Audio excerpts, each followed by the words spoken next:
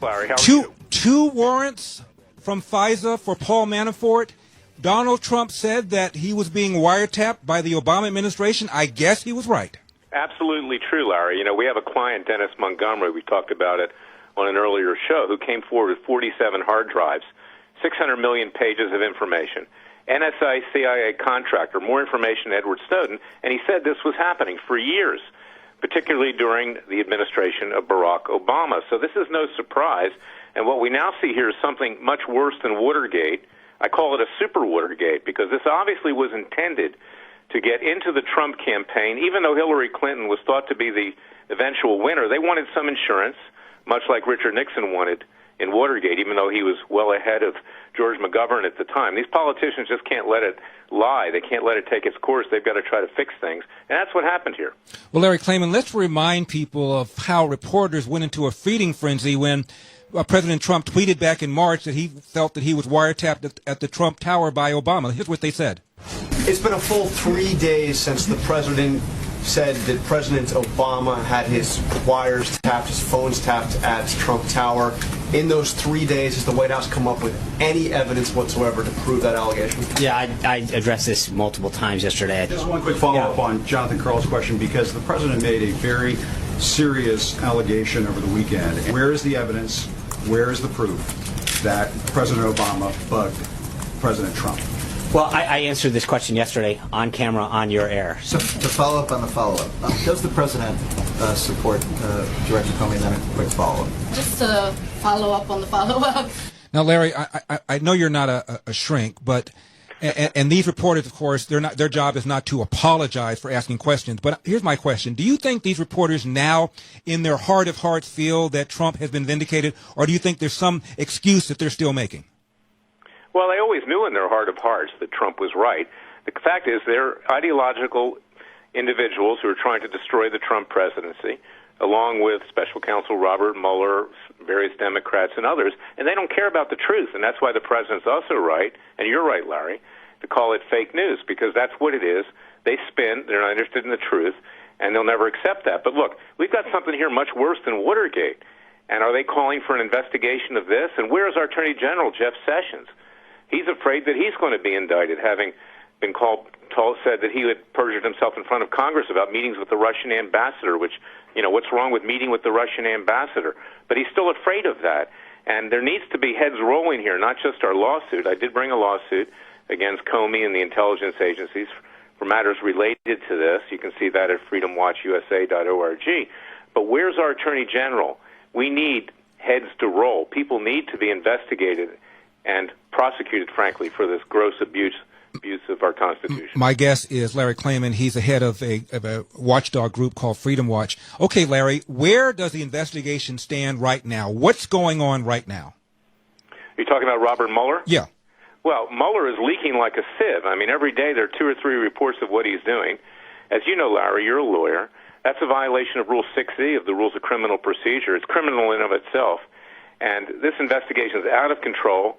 17 lawyers, at least half of them, have donated to Hillary Clinton's campaign or voted for her or Barack Obama before that. It's clear that Mueller is out to get not just Manafort, but he's using Manafort as leverage to get to Trump.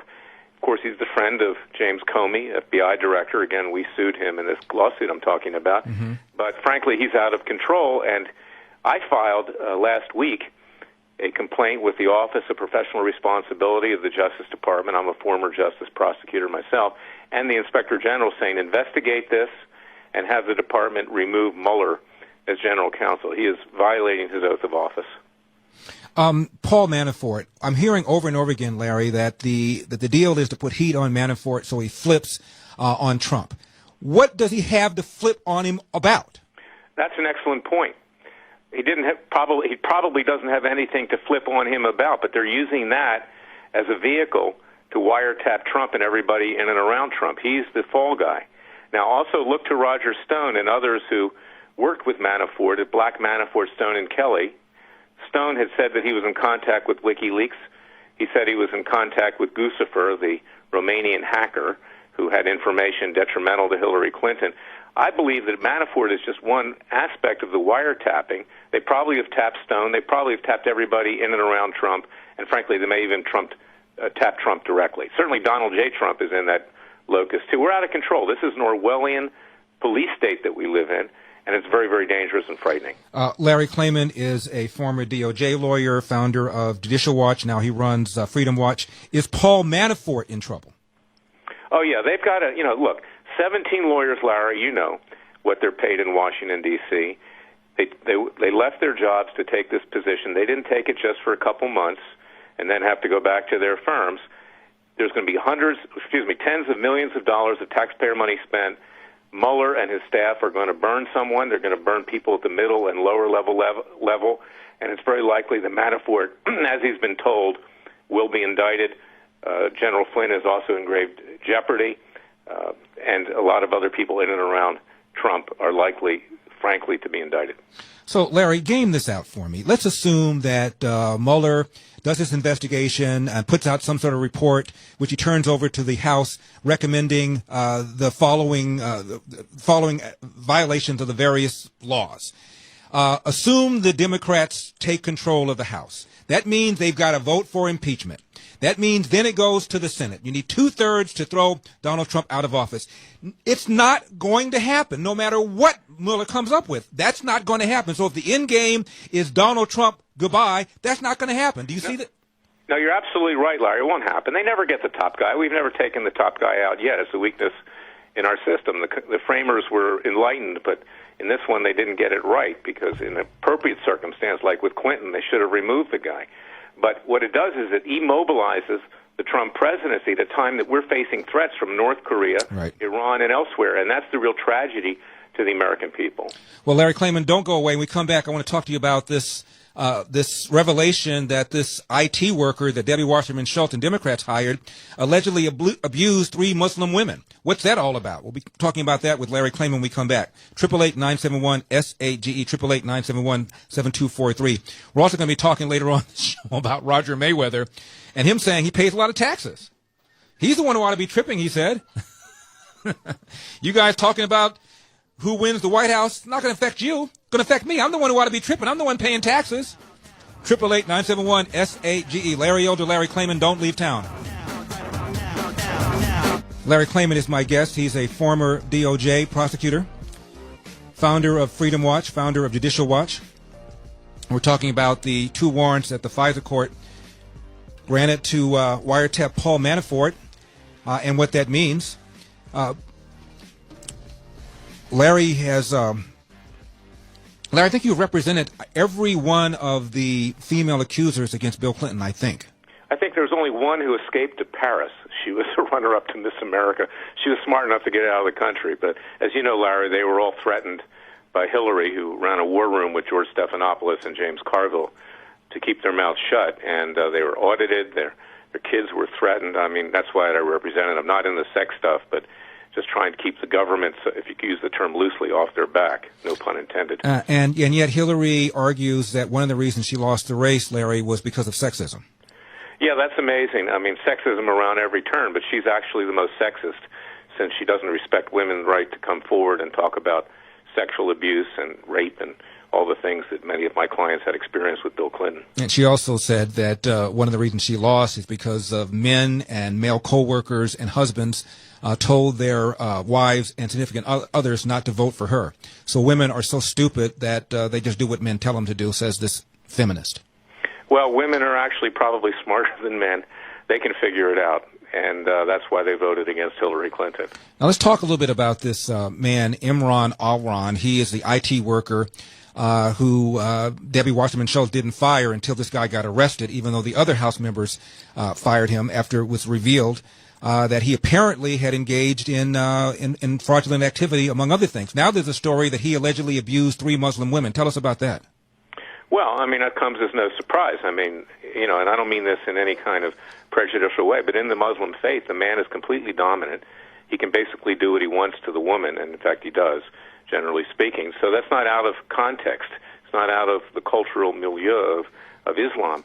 But what is hypocritical here is that Debbie Wasserman Schultz, who claims to be, just like Hillary Clinton, a feminist, someone who professes wanting to protect the rights of women, turned a blind eye to it. So here you have it again, is that the left, can talk a good game and call everybody a racist, a sexist, a misogynist, whatever, but when it comes time to actually do something about it, they look the other way. Larry, I want to back up and talk about Jeff Sessions recusing himself. When he had his confirmation hearings, and had he not said something along those lines, do you think he would have been confirmed?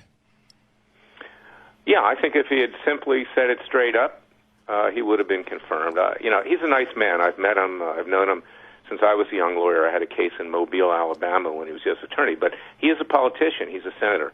And right now, he made a huge mistake in putting the number 2, Rod Rosenstein, who was an Obama deep state holdover, former U.S. attorney from Maryland.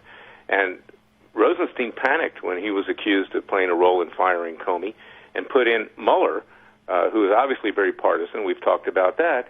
And we've got a real disaster here. And now Sessions is burying his head in the sand because he's worried that he's going to be brought up on perjury charges when he said he didn't have meetings with the Russian ambassador. So what if he did? And he's also worried, and frankly he's reflexive about being called a racist, because everybody these days is called a racist, particularly if you're from Alabama. So he won't say boo. And he has a job to do, frankly. And Larry, if he doesn't do it, he should do the right thing and resign. Richard Nixon, as many mistakes as he made in Watergate, when it came down to the push comes to shove, he resigned for the good of the nation. And if Sessions will not do his job, he should step down and perhaps become a lobbyist on K Street. He can make a lot of money doing that. My guest is Larry Klayman, founder of Judicial Watch, founder of Freedom Watch, former DOJ prosecutor. Now, you said Paul Manafort is in trouble. I assume Mike Flynn's in trouble.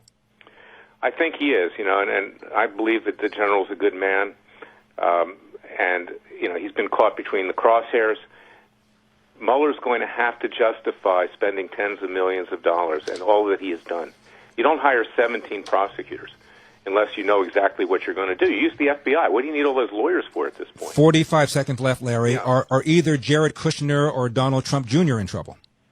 I don't think they'll indict them. They lay off of that for political purposes, but they're going to rough up that family, and they're going to try to bring it to a halt. Larry, quickly, I was not involved in Lewinsky. I did a lot of commentary on TV, but one of the lines I used, and pardon the French, is that while Bill Clinton was having oral sex in the Oval Office, it was the American people that were getting screwed. And that gave rise to Osama bin Laden. We took our eye off the ball. Now we've got North Korea, we've got Iran, right, and we're taking our eye off the ball again. Well, Larry, thank you so much for coming on. I appreciate it. Larry Klayman, founder of Judicial Watch. Right now he runs Freedom Watch. Appreciate it.